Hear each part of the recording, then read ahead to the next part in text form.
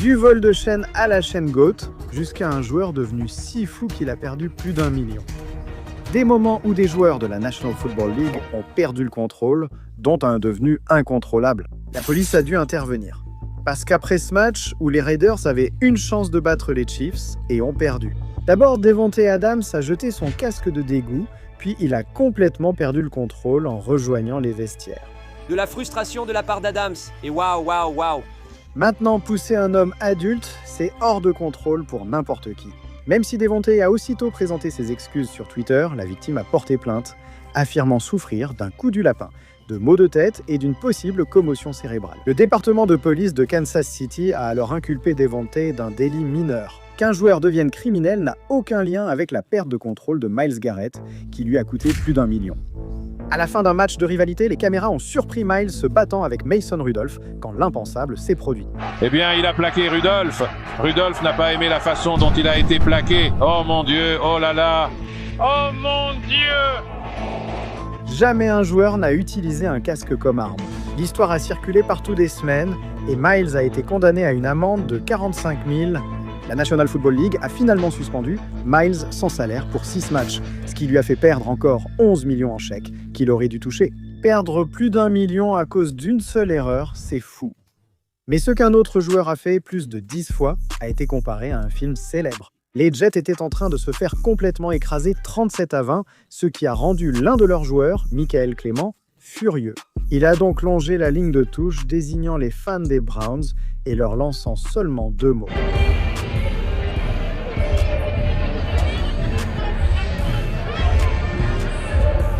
Dire « va te faire foutre » à chaque fan l'a fait ridiculiser sur Twitter. Sa perte de contrôle a été comparée à une scène de film. Va te faire foutre, va te faire foutre, va te faire foutre, va te faire foutre, je me casse. Une autre légende a perdu le contrôle et transformé la National Football League en WWE. Rob Gronkowski a été tellement retenu par un joueur des Bills qu'il y a eu perte de balle et le fait que les arbitres n'interviennent pas l'a vraiment énervé. Il a sorti un coup de la WWE inspiré de The Rock. Est-ce qu'il va y avoir un drapeau? Tu lui as fait le People's Elbow. Revois cette action. Il m'a tiré 3 fois et j'essayais aussi d'obtenir mes primes, donc il m'a eu. Il me fallait encore environ 300 yards et chaque fois que j'étais un peu physique, il lançait le drapeau contre moi. J'étais là, genre, je viens de me faire retenir 50 fois dans ce match et maintenant c'est moi qui prends une pénalité. J'ai fini par céder, coup de coude du peuple. Mais devenir aussi physique me rappelle l'autre fois où Gronk a perdu le contrôle, ce qui l'a transformé en troll. Cette fois, Sergio Brown affrontait Gronk, se battant et le provoquant. Faire ça, c'était cool pendant un moment, jusqu'à ce que ça finisse par faire péter un câble à Gronk. Et il la donne à Gray, et Gray pour la 4e fois ce soir. 4 touchdowns, et Gronk n'a pas seulement complètement humilié le gars, il l'a trollé. Après toi, j'ai été videur. Je l'ai soulevé et jeté dehors sur ce touchdown. En parlant du club, Tom Brady a totalement perdu le contrôle après avoir trop bu d'alcool. Juste après que Tom Brady ait mené les Buccaneers à la victoire au Super Bowl. Les célébrations ont débuté sur le terrain, dans le vestiaire, puis ils ont vite choisi d'organiser leur parade de championnat sur des ballons.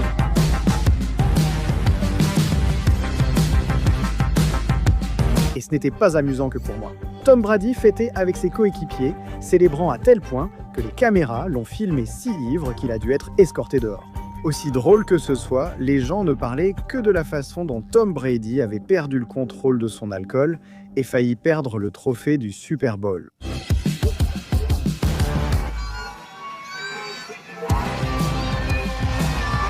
Ivre ou non, j'imagine Tom Brady réussir cette passe, mais je ne m'y identifie pas. Le prochain joueur a perdu le contrôle à un point tel qu'il a menacé de tuer quelqu'un. Un autre joueur dont la controverse sur le terrain lui a coûté 40 millions et bien plus encore. Mais bon, revenons aux joueurs de la National Football League qui perdent le contrôle. Ce prochain joueur a perdu le contrôle à un tel point. Il a menacé de tuer quelqu'un. Jusqu'à la fin d'un match entre les Steelers et les Redskins, D'Angelo Hall s'est embrouillé avec un joueur qui l'a jeté au sol. Alors il s'est immédiatement mis à s'en prendre à l'arbitre pour ne pas avoir lancé de drapeau. Mon gosse, ça va te coûter cher. Angelo Hall a déjà eu ce problème et s'obstine encore. Le numéro 23, c'est un cavalier comme Greenway. Et le numéro 23, c'est fini. Maintenant. Perdre son sang-froid a non seulement coûté à D'Angelo une expulsion, mais aussi une amende. Un arbitre a affirmé à la National Football League qu'en pleine action, D'Angelo l'avait menacé de mort. Mais d'accord, un joueur qui menace quelqu'un, ce n'est rien comparé à un joueur qui perd le contrôle à cause d'une chaîne en diamant complètement folle. Je ne parle pas ici de Justin Jefferson lorsque sa chaîne s'est cassée et qu'il a caché ses diamants près de ses bijoux de famille, ou de ma chaîne Fieldflix que je viens d'avoir et que je ne peux améliorer tant que vous n'êtes pas tous abonnés. Je parle de Jackson Dart, qui porte une chaîne en diamant en forme de cœur volé à sa sœur. Ma petite sœur l'avait, c'était à elle. C'était avant notre match de boules. En partant, la maison venait d'être vendue à son nom et j'ai pensé, je l'aime bien, alors je l'ai mise. Depuis ce jour, c'est devenu mon porte-bonheur. Ça a peut-être été un porte-bonheur pour lui pendant un certain temps. Mais quand il l'a porté contre les Vikings, il a lancé une interception et s'est fait souvent plaquer. Et il a terminé avec seulement 33 yards à la passe, pour le pire match de sa carrière. Un plaquage a cassé sa chaîne, aggravant sa journée déjà difficile. Alors le gars était encore plus énervé et l'a jeté hors du terrain. Il a eu de la chance que ça n'ait touché personne, sinon ça aurait pu coûter très cher. Comme quand DK Metcalf a perdu le contrôle, perdant ainsi 40 millions garantis. Metcalf, quelqu'un dans les gradins. Oh mon Dieu! Cette altercation a valu à DK une suspension de 2 matchs et est devenu le sujet le plus discuté dans le monde du sport. Il a reçu une amende de plus d'1 demi-million et a perdu plus de 40 millions en argent garanti. Son absence lors des playoffs a ruiné les espoirs de l'équipe pour une grande saison, ce qui est un peu l'opposé de ce qui s'est passé quand Odell Beckham a perdu le contrôle. Là, ça s'est transformé en certains des mèmes les plus drôles de toute sa carrière. Le gars s'est fait éteindre en face à face et n'a presque pas attrapé de passe. Même si Odell, furieux sur la touche en criant et frappant des objets, personne ne s'attendait à la suite. La semaine suivante, face à Washington, Odell Beckham Jr. a enlevé sa visière car le gars est passé de dur à presque Jake Paul Odell. Perdre le contrôle est devenu un mème comme l'un des nets interviewés où il disait « Ouais, je l'ai frappé, maman n'a pas élevé un lâche ». Je pense que ce moment a ruiné la carrière d'Odell. Il n'a plus jamais été le même après. En parlant de moments sur la touche, Tom Brady a perdu le contrôle et a dû s'excuser publiquement. Même s'il s'est déjà énervé et a cassé des tablettes sur la touche auparavant. Lors d'un autre match, son coéquipier a laissé tomber une passe cruciale, ce qui non seulement a fait hurler Brady, mais il est devenu fou. Brady. Oui, tu vois, il s'est vraiment défoulé sur la tablette. Belle victoire pour passer à 2-0, désolé pour la tablette cassée, je pense que ça va continuer. C'est devenu un mème sur Twitter. Au moins, il n'a abîmé que la tablette, contrairement à un autre joueur qui s'est blessé. Tu vois, quand Johnny cherchait désespérément un receveur libre, non seulement il a pris une décision stupide et lancé une interception, mais apparemment, il a aussi ressenti le besoin de se punir lui-même. Means friend. Ce gars aurait été un enfant accro à l'iPad. Le joueur suivant, lui, a carrément perdu le contrôle et s'est disputé avec un journaliste. Les Cardinals se faisaient écraser à domicile, juste devant leurs propres supporters, dont il n'y avait vraiment aucune raison d'être content. Ainsi, lorsque leur quarterback Derek Anderson a été vu en train de rire sur la touche, tous se sont demandé « Qu'est-ce qui est si drôle ?» Qu'est-ce qui était drôle avec 18 points de retard au dernier quart-temps? Ce n'était plus drôle, je ne riais plus. D'accord, c'est bon, c'est bon, c'est bon, c'est bon, c'est bon. Je n'en ris pas. Tu trouves ça drôle? Je prends ça au sérieux, mais sans excès. J'y mets tout mon cœur et mon âme chaque semaine. Je dois prendre ça à la caméra film. Je te dis simplement ce que je fais chaque semaine, en y mettant tout mon cœur et mon âme. J'ai commencé ainsi. Je n'y vais pas pour m'amuser, ce n'est pas drôle et je ne veux pas être embarrassé. Je fais partie de ce combat de football, tout le monde. C'est bon de demander quel était le contexte. J'en ai fini. Les joueurs ne sont pas toujours en colère. Jalen Ramsey a perdu le contrôle en devenant triste. C'était en 2016 et Jalen Ramsey jouait comme le meilleur cornerback du monde. Malgré tout, après 4 défaites consécutives et une nouvelle défaite à venir, Ramsey était si frustré qu'il n'a pas pu maîtriser ses émotions. C'est un gars qui joue très bien malgré 5 défaites d'affilée, ce qui est dur à supporter. Je peux vraiment comprendre qu'on soit énervé après avoir perdu sans arrêt, mais je ne peux pas comprendre ce que c'est d'être un supporter des Panthers. Quand un de leurs joueurs a perdu le contrôle, il a fait perdre son équipe. À 20 secondes de la fin, les Panthers ont tenté une Hail Mary pour marquer un touchdown décisif. DJ Moore, emporté par l'euphorie après sa réception, a perdu le contrôle et enlevé son casque pour fêter ça. Spectaculaire réception des Panthers. Touchdown, wow!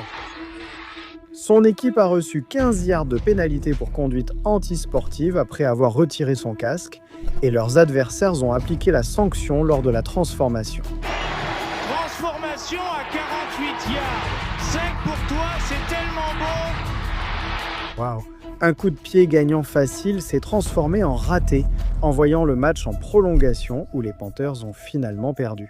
Ce gars a vraiment porté la poisse à tout le monde. C'est tout le contraire de Caleb Williams qui gagne un match puis se moque de toute une base de fans.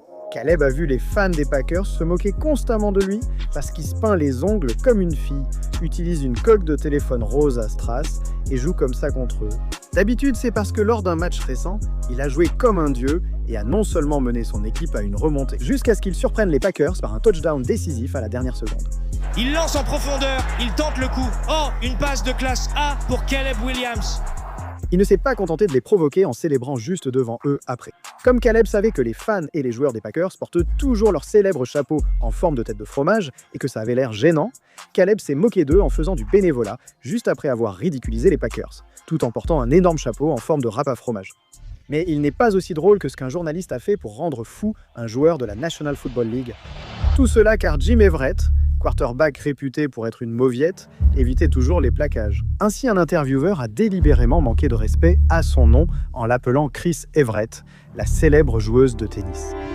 J'assume mes propos, je l'ai déjà appelé Chris avant l'émission et je continuerai en face. Ce gars ne jouait pas seulement devant la caméra.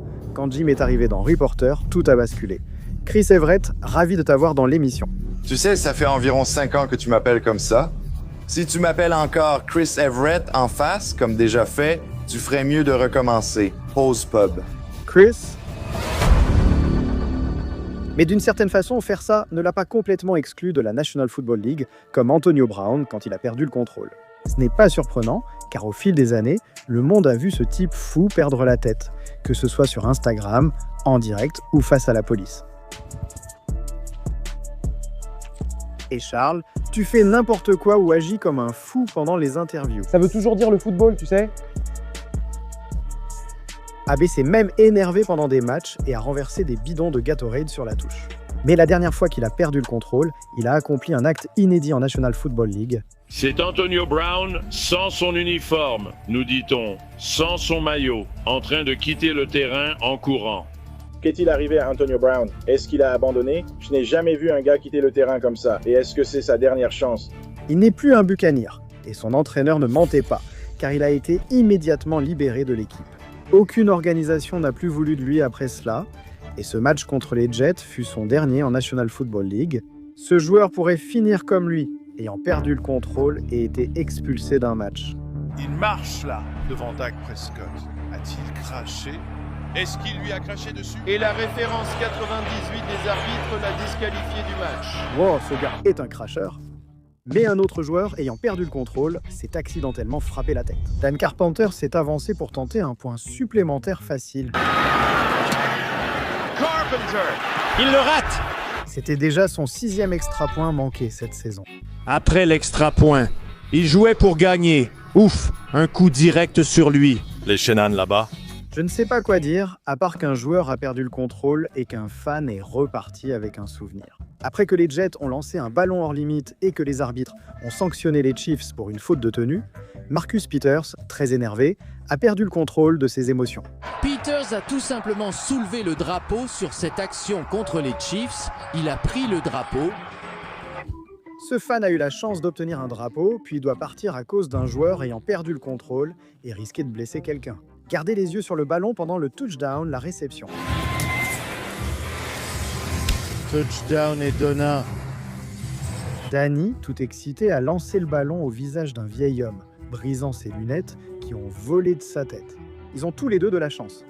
Un morceau de métal ou de verre aurait pu finir dans ses yeux et le rendre aveugle, mais c'était clairement un accident. Un joueur perd volontairement le contrôle lors d'un rituel d'avant-match fou, préférant cela à la musique comme les autres. Ce monstre d'1m90, John Henderson, obligeait son entraîneur à lui gifler les joues. Joe, ce n'est pas assez. Allez, Joe. Ah, merci, bébé. Merci. Tu as fait couler mon sang de ma foutue bouche. Je vais juste boire des boissons énergisantes pour me motiver. Mais que les joueurs perdent le contrôle avec les entraîneurs, d'autres joueurs, les arbitres ou les fans, c'est une chose. Earl Thomas a perdu le contrôle avec son entraîneur, ruinant ainsi son avenir. Tout ça parce que Earl était sans doute le meilleur safety de toute la National Football League à l'époque, et il pensait mériter une énorme prolongation de contrat immédiatement.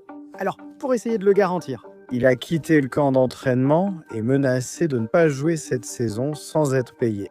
Bien sûr, cela a mis son entraîneur, Pete Carroll, en colère, car cela aurait nui à l'équipe. Des rumeurs disaient que l'entraîneur et la direction refusaient de discuter d'une prolongation avec Earl. Donc, quand cela a fait échouer les négociations de contrat et qu'Earl allait perdre 500 000 $ par match manqué, il a joué pour prouver sa valeur et espérer décrocher un gros contrat d'autres équipes. Mais dès le 4e match de la saison, Earl couvrait un joueur. Quand son cauchemar est devenu réalité, il est tombé avec une grave blessure à la jambe. Ses médecins, les joueurs et son entraîneur se sont réunis autour de lui.